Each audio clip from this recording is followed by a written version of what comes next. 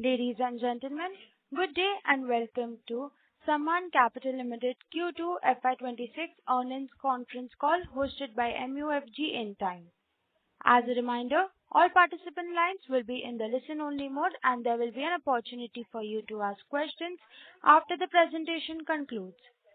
Should you need assistance during this conference call, please signal an operator by pressing star, then zero on your touchtone phone. Please note that this conference is being recorded. I now hand the call over to Mr. Aryan Sumra from MUFG in time. Please go away. Thank you and over to you, Mr. Aryan. Thank you. Good evening, everyone. I welcome you all to the Q2 and H1 FY26 earnings conference call for Sammaan Capital Limited. To discuss this quarter's business performance, we have from the management, Mr. Gagan Banga, Managing Director and CEO, along with other senior management. Before we proceed with the call, I would like to mention that some of the statements made in today's call may be forward-looking and may involve risk and uncertainties.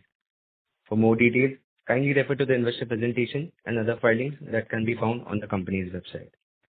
Without further ado, I would like to hand over the call to the management for the opening remarks and then we can open the floor for Q&A. Thank you and over to you, Gagan sir. Good day, everyone, and welcome to our quarter two and half-year investor call. Before I get into the specific business performance, I would like all of you to welcome Himanshu, who recently joined us as the Deputy CEO of the company. He is also on this call and hopefully over the course of the next few quarters will also be more actively participating on all of these investor calls. Now to just get into the presentation, I will be referring to the earnings update deck that we sent out earlier this afternoon to all of you. So please refer to that and keep it handy. The most consequential event over the course of the last few months since we last spoke is the proposed preferential allotment, which we propose to make to International Holding Company via their subsidiary Avenir Investments RSC Limited. The total transaction consideration would be 8,850 crores for a stake of 41.2% on a fully diluted basis. IHC's Avenir has also given an open offer to acquire a further 26%. Assuming all of that comes through, their stake would be 63.4%. The preferential issue, warrants, and the open offer all is happening at 139 rupees per share. IHC is a well-known company. It's the most valuable holding company in the Middle East and has a market capitalization of 240 billion, assets of 113 billion. And operates in 41 plus countries. They are completely keyed in onto the tech ecosystem and have made significant, very successful investments in the technology world. Besides the parentage and the capital, big strength which Sammaan hopes to tap into is the technology ecosystem of IHC. As far as the next steps are concerned, on 29th of October, we received approval of the shareholders. In parallel, we have already applied for RBI and other related approvals, and the CCI application has also been made by Avenir.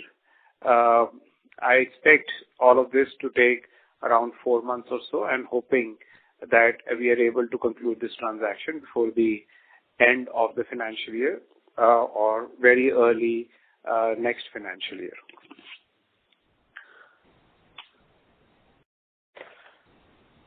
The announcement of this preferential issue has already had an immediate impact on the borrowing profile of the company.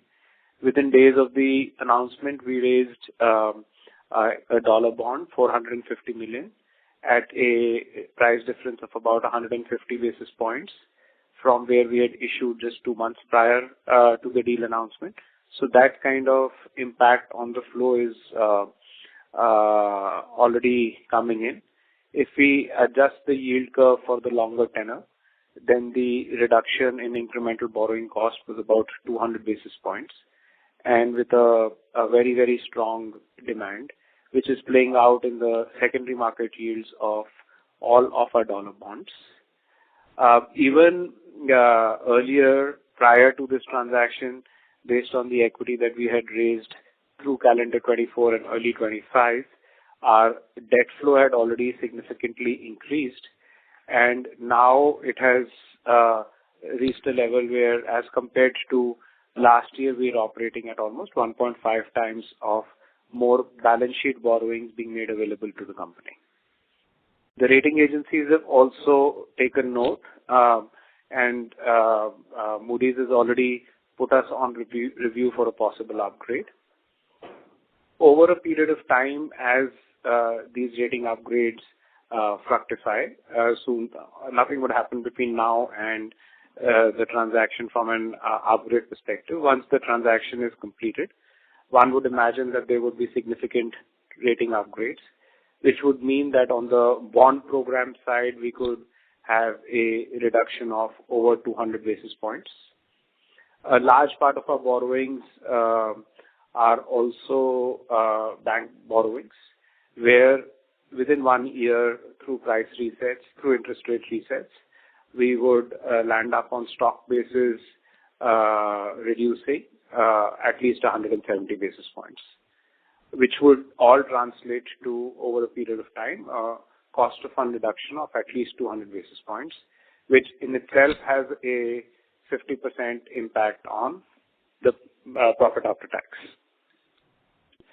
On the asset side, as we prepare for all the approvals and are in discussion with all the approvals, the focus is on building the base for disbursals to increase from the current run rate of annualized about 15,000 crores to 35,000 crores next year, the year after that. And in financial year 27, we would be at about 35,000 crores. So we have about 6 to 9 months to prepare for that, and then the rest of the financial year to be hitting those kind of numbers. One very vital aspect of that preparation is the widening of the product lines. As we speak, the company is critically evaluating all the possible product lines in the loan segments, which address where our target segment, which is low income to mid income segment, requires loans. Each of these options are getting critically evaluated from an ROA perspective, and post the investment, we would look forward to quickly add more products to our product suite, which would go beyond mortgages and make us a general purpose NBFC in letter, license, and spirit. As I mentioned earlier, the IHC ecosystem around technology, around artificial intelligence, etc., is very vibrant and thriving. They have several of their companies operating in multiple geographies, which are already getting the benefits of artificial intelligence.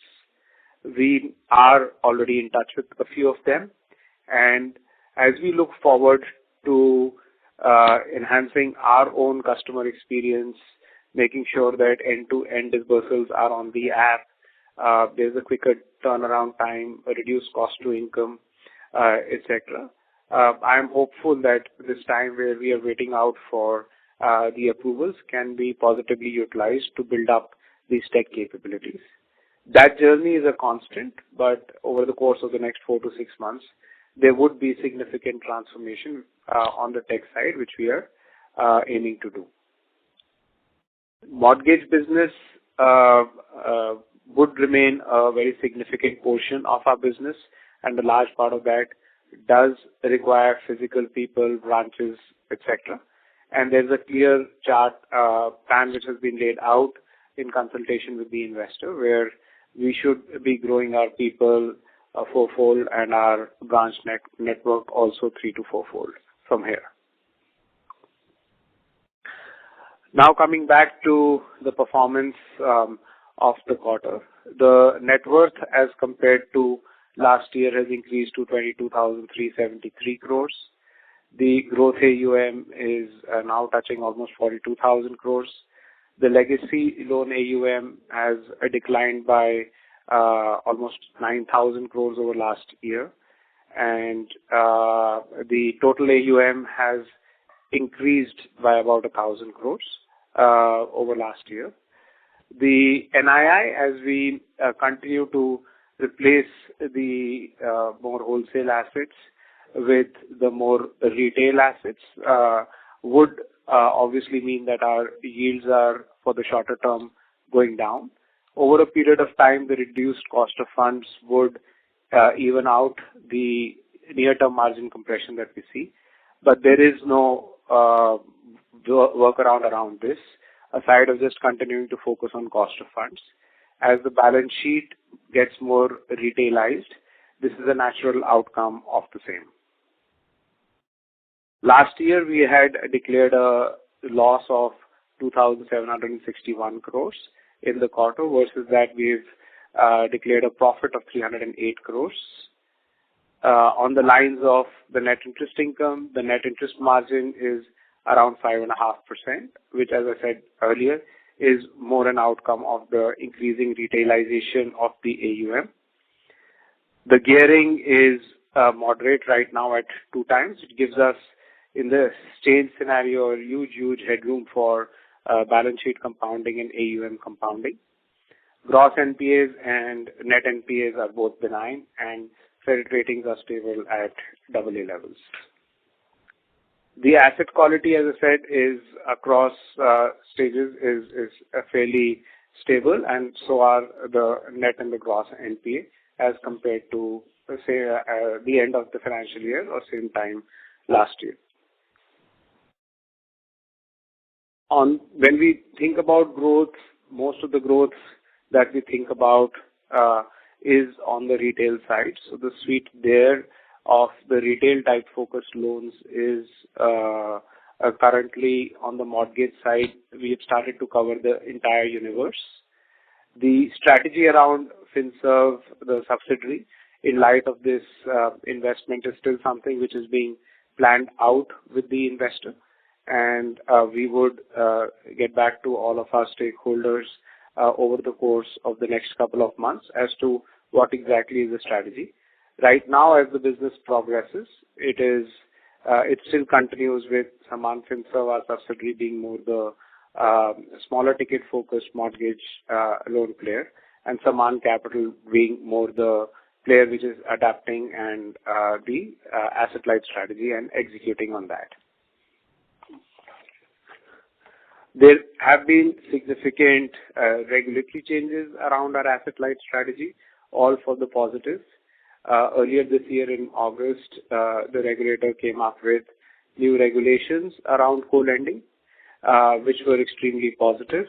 Positive from a big picture perspective, that as the regulations evolve and eventually stabilize, it demonstrates regulatory comfort around a new initiative that they had taken, which was obviously evolving over the last 3-4 years. And with these guidelines, it seems that the regulator is more or less comfortable with how co-lending has evolved over the last few years, which is why the scope, which was restricted only to priority sector, has now been enhanced with no such restriction, and any type of a loan can be co-lent.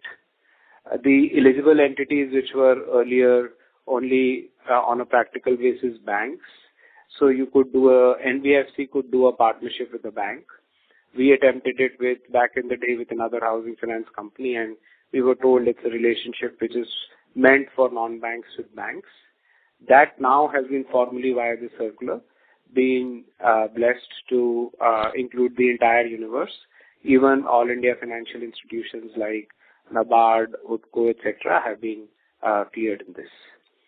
The minimum retention ratio, which has an impact on the return on asset, has been reduced to half, so from 20% to 10%, which is usually ROA accretive.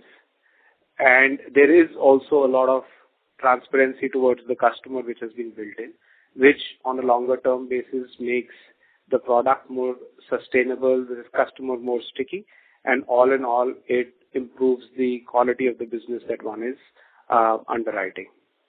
There is a parallel underwriting which would be happening, which would be necessarily tech-driven.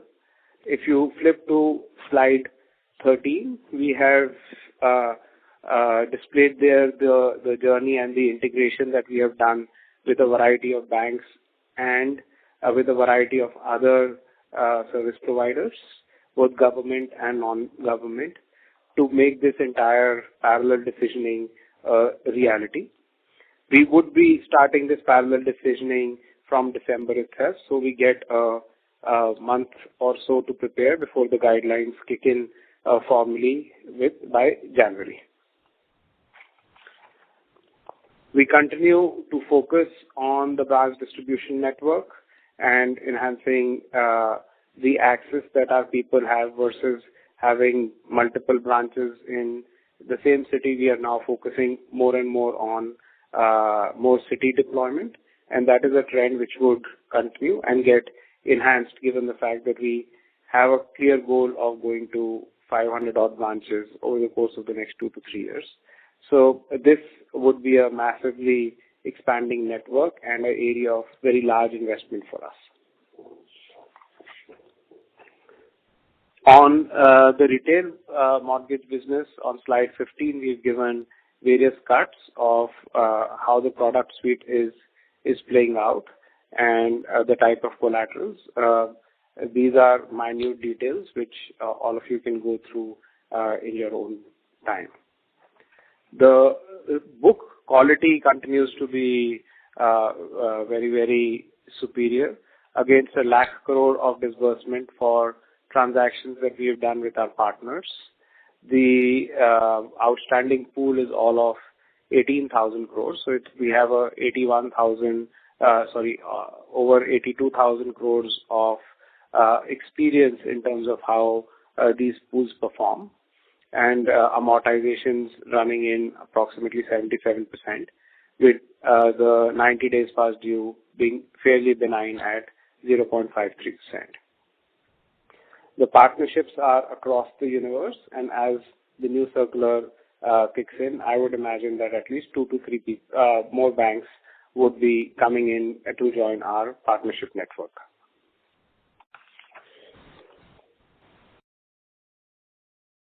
As far as the legacy business is concerned, the rundown continues. As I said earlier, the reduction between last year to today is about 9,000 crores. This reduction would continue to further pick up pace. It is usually back-ended in the year, and by the end of this year, we should be looking at about 15,000 crores, which is another 7,000 crores of reduction from here. That's the goal that we are going with.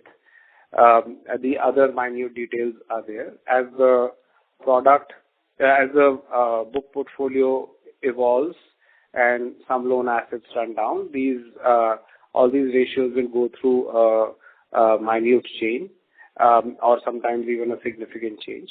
But all in all, the more important thing is the real estate cycle continues to be very robust, and we are fully focused on making sure that the 9,000-10,000 crores of collections that we have done in the last year or so, we continue over the next 12 months. So on a rolling 12-month basis, we continue with 9,000 to 10,000 crores of collections. On the other key operating mandates, ALM management has been a core area of strength. It is what helped us navigate the rather tricky waters of the last 7 years. It continues to be an area of strength, and as more balance sheet debt gets available at appropriate costs, I think the liquidity buffers from here would only strengthen further, and we would invest in strengthening those liquidity buffers further before we really expand on the borrowing program for our own peace of mind and stability. The rest are more industry updates. As I said, on an overall basis, the industry continues to be robust. Customer demand continues to be robust. Sammaan Capital and its team continues to be extremely focused in the near term from an operating perspective on its asset-light strategy. But in the medium term, we are also cognizant of having a significant parent and redrawing the strategy in terms of how much is asset light and how much is on balance sheet, etc. So all the guidances that we had given for fiscal 27, etc., are under revision as we speak, and hopefully before the end of the financial year, we will be in a position to come back to you with fresh guidance for fiscal 27 and thereafter. Please bear with us for the next 2 quarters as we redraw the plans, do the product selection, and then with a greater commitment, we can tell you what the ROE targets would look like. Thank you so much for your support. Several of our stakeholders stood by us like rocks for us to have gotten here and still be an attractive investment proposition for such a large company. And I am fairly confident that the management team will make this a very profitable investment for IHC, and hopefully all the stakeholders who have gone through, some of them have gone through a lot of pain over the last 7 years, their pain will bear fruit, and all the counterparties will be extremely happy in the days to come. Thank you, and we are open now for questions. Thank you very much. We will now begin the question and answer session. Anyone who wishes to ask a question may press star and 1 on their touchtone telephone. If you wish to remove yourself from the question queue, you may press star and 2. Participants are requested to use handsets while asking a question. Ladies and gentlemen, we will wait for a moment while the question queue assembles. The first question comes from the line of Anil Sarin from K16 Advisors. Please go ahead. Hi. Many congratulations on the conclusion of this deal. I mean, at least the approvals have come, and I'm sure the rest will follow.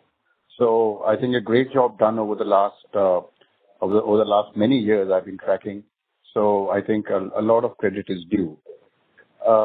Also, your presentation has improved dramatically over the last 2-3 quarters. I would request only one thing. Kindly add the disbursement amount for the quarter. I mean, there is a reference to an annualized figure, but many of us would appreciate the accurate quarterly figure.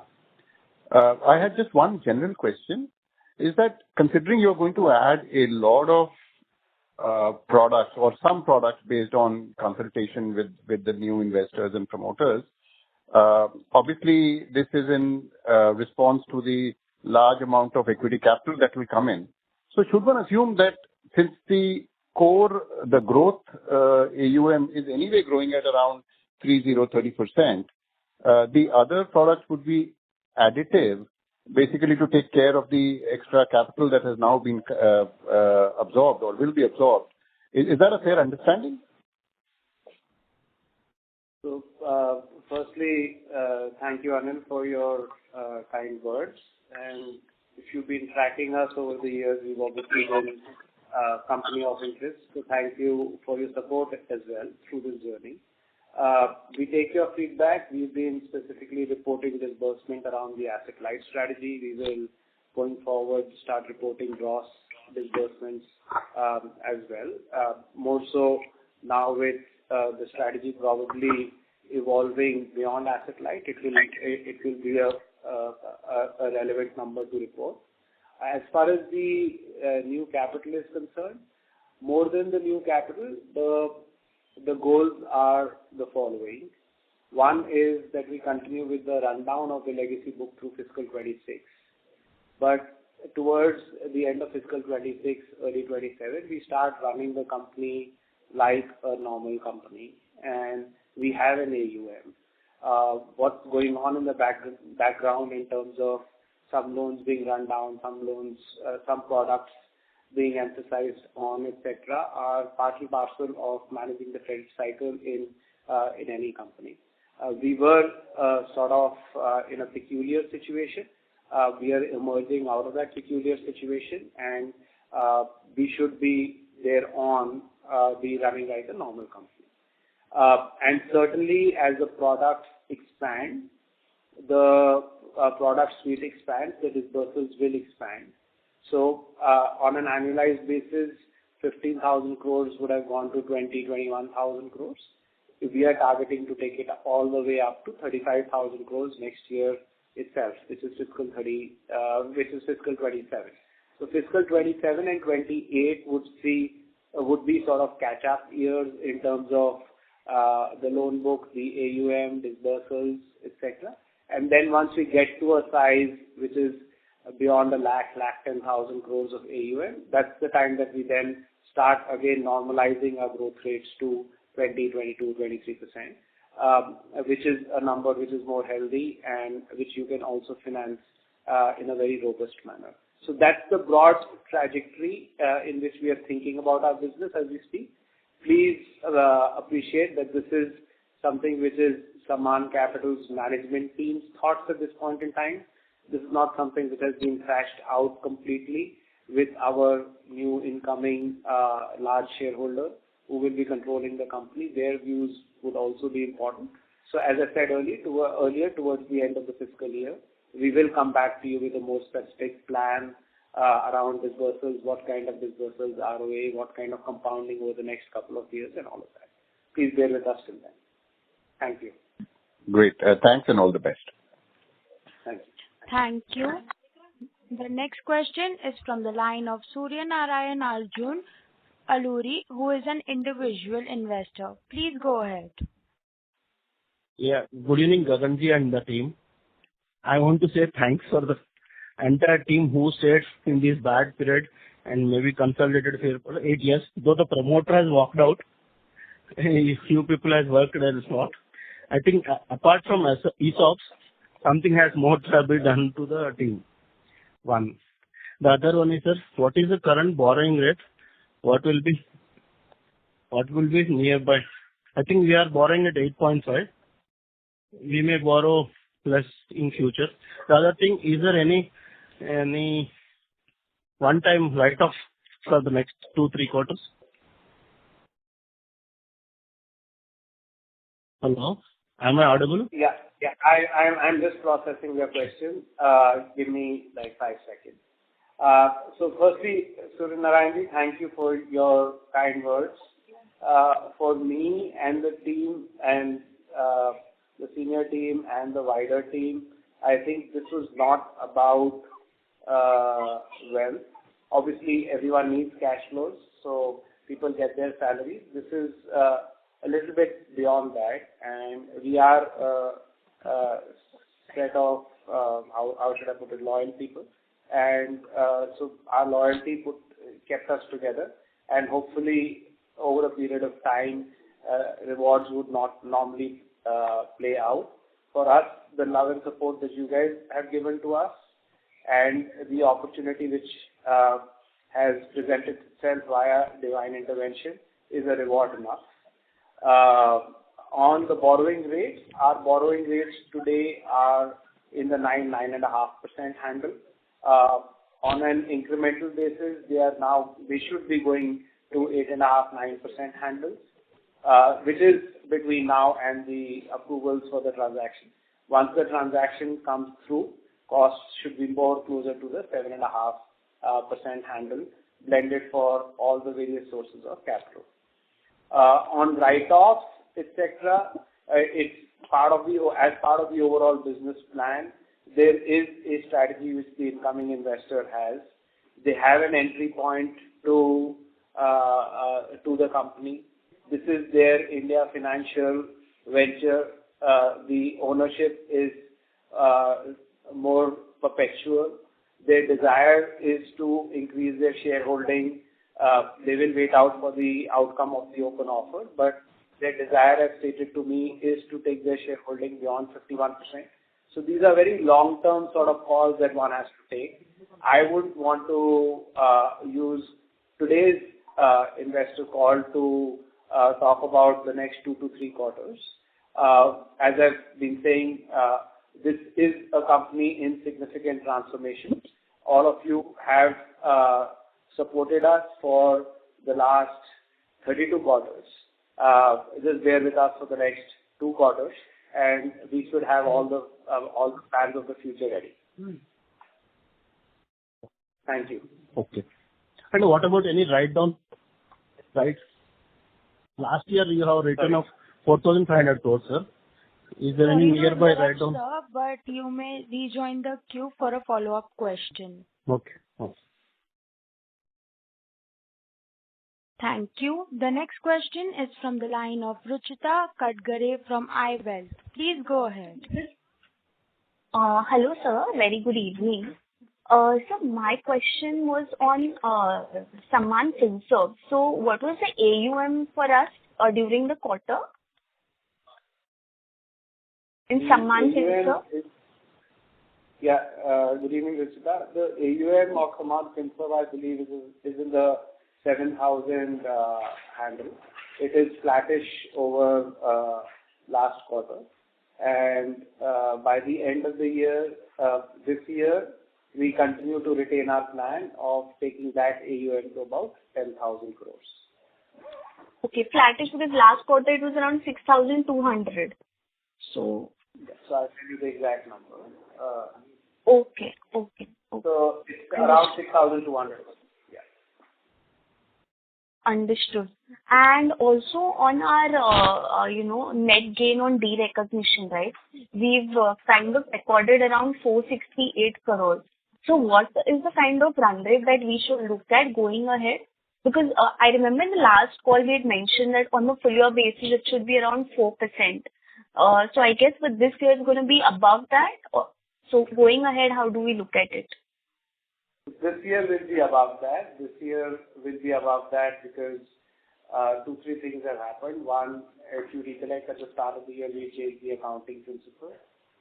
2, a lot of the benchmark rates for these pools are linked to external benchmarks. So they come down. Our cost of funds are linked to MCLR. So there is some short-term arbitrage which is there. On a more longer-term basis, you should think of it as a 4% sort of steady income stream. Okay. And also had a question on the co-lending part. So going ahead, what is our, plan? Like co-lending would be how much percentage of the book? So over the next 6 months, nothing changes. 100% of what we originate on the retail side is co-lent or is originated with a perspective of, if not co-lending it, direct assigning it or securitizing it in one form or the other. On a longer term basis, how much do they intend to keep on balance sheet, what gearing numbers? If you look at industry benchmarks, then typically AAA rated companies are operating at 4.5 times gearing. So there is a lot of comfort around the gearing levels rising. But at the same point in time, one of the most attractive things for them as far as Sammaan was concerned was the kind of double validation which happens via a co-lending stroke securitization program. And what has attracted them to us certainly will remain an integral part of the strategy. What percentage and proportion exactly? Again, like I said to the previous 2 people who asked questions, please bear with us for a couple of quarters and we should be able to come back to you by the end of the year. Thank you. The next question comes from the line of Dixit Doshi from Whitestone Financial Advisors Private Limited. Please go ahead. Yeah, thanks for the opportunity. So, as you mentioned about the net gain on derecognition, so this year it will be higher, but steady state it can be 4% of the book. So, I just wanted to understand, does it come from the legacy book as well, or it's mainly from the new growth book? No, it is 4% of disbursements which are meant for co-lending. Our gross disbursements will be higher. The AUM per se is not the relevant thing. We originate and then we co-lend. That transaction has to fructify for these gains to fructify. And therefore, it is only on the flow which we achieve via co-lending and direct assignment in the quarter. 4% of that is what will accrue. The legacy book, one of the key definitions of the legacy book is a book which is not fitting into the asset light strategy.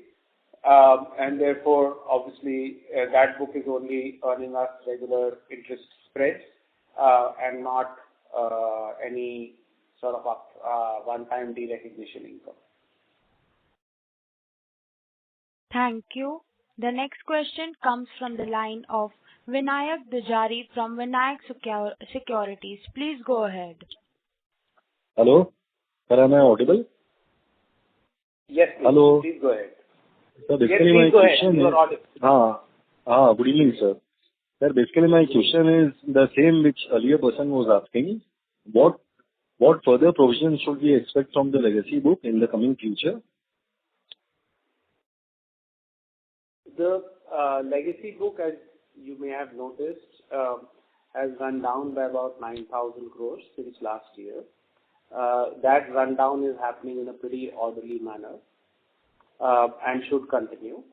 The second point that I made was that we have to transform ourselves from being a company in a peculiar sort of a situation to be in a company which is very stable, has great parentage and is humming along.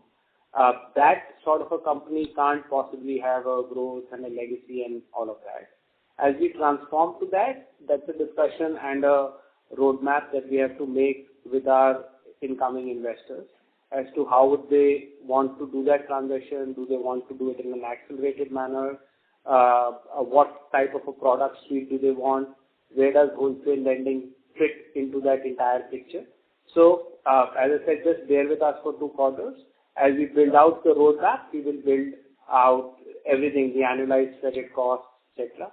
One thing that I'm very, very clear about is that come 2 quarters, I'll give you one credit cost number, which need not be split between or diced between legacy, growth, etc. There will be one credit cost number for the AUM, representative of the entire AUM.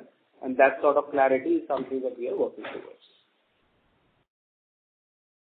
Thank you. The next question comes from the line of Amesh Kanani from Novise Investment Managers. Please go ahead. After this, I'll just take one, after Mr. Umesh's question, I'll just take one more question and then we'll add. Mr. Umesh, please go ahead. Yeah. Hi, congrats, sir, for the transaction. Sir, one thought, in terms of the cost of funds being reduced, how do you think about building our product suites, with a lower cost of funding, in the sense that are we thinking of keeping the entire gains in our NIMs expansion, or we are going to create a product suites which, gives us that cost of fund advantage and we grow our book much faster? And in that context, Mr. Banga, this 35,000 crore, growth AUM target for next year, maybe it's tentative and depends on the post-transaction, what the new promoter says. How do you split that in terms of, if at all, some picture of, housing versus non-housing, and, whether, we use the cost of funding advantage to kind of create the new products around that? Thanks. So, see, the incoming investor is a very, very conservative corporate. It's their own money, not borrowed money. So they're very, very careful about where every dollar and dime gets put out.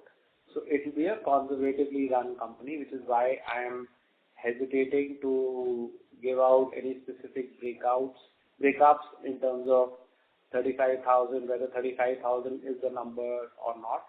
We are capacitizing ourselves for disbursements around 35,000, bearing in mind that our income, our target segments are mid to lower income. So the disbursals would typically be happening in lakhs and not small sums of money of a few thousands of rupees. So we're not really going to the micro space anytime in the near future. As a management team, we've also, over the last 20 odd years, experienced almost all the asset classes which exist today, have personal experiences around several of those asset classes, and there is enough data out there. So I would say the cost of funds benefit would be split across three pieces of utilization. One would be to widen the product suite, in which mortgages would continue to play a very vital role, the core role, especially over the next 24 to 36 months.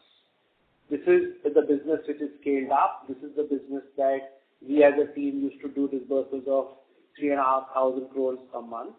And this would constitute, I would imagine, 80+% of disbursements that we do over the next 24 months. As we widen the product suite, today we are focusing on a very small segment, which is ticket sizes of, let's say, 10 lakhs to 50 lakh of rupees. We can go higher in terms of ticket sizes, at least up to 2 to 3 crores, without disturbing the granular nature of the book. And a certain significant portion of the cost of funds would be utilized to address that market. And that market on the self-employed side is still a very underserved market in which we can make a pretty reasonable return on asset. So that's the market that will clearly and certainly be part of our overall strategy. That's what the management team is most capable of and is most experienced with. The second aspect would be to overall increase the return on assets. So clearly from the 1.5% handle, in very quick order, we have to increase our return on assets to a 2.5% handle. The third way that we would utilize that saving would be to make the investments that we need to make around people, branches, and technology. These are large investments, and the savings will be significant, but a large part of those savings would be rerouted into building up the necessary capacity around people, branches, and technology. That's how, big picture, the utilization of the reduced cost of funds would be. Widen the product suite, keep mortgages at the core, increase the ROA, and use the savings on a residual basis to also significantly enhance tech capabilities, significantly enhance the city presence. That's how I think things would play out. In terms of what would be the ROA target for fiscal 27, 28, 29, 30, and so on, those numbers, please be patient, and in 2 quarters we should be able to come back to you. Thank you. The next question is from the line of Saumil Bhatia from Motilal Oswal. Please go ahead. Thank you. Yes, Saumil. Sir, I have just one quick question. Sir, given the change in the promoters and the company's performance challenges over the past few quarters, should we expect any major change in the senior leadership team, or they will continue after the new promoter comes in? This is sort of acqui-hire that they've done. They've obviously they're investing a large amount of capital, but they're also coming in at a significant discount to book value. So the value that they're putting to the company is more around the team, and the management team is obviously at the core of it. The mandate to me is to keep my core team together and make sure that they stay together for the next few years, because there is a lot of work which needs to get done. You will see changes in the management team to the extent that we will have to continue to do hirings. We just added significant talent in the form of Himanshu, who has the experience of engineering or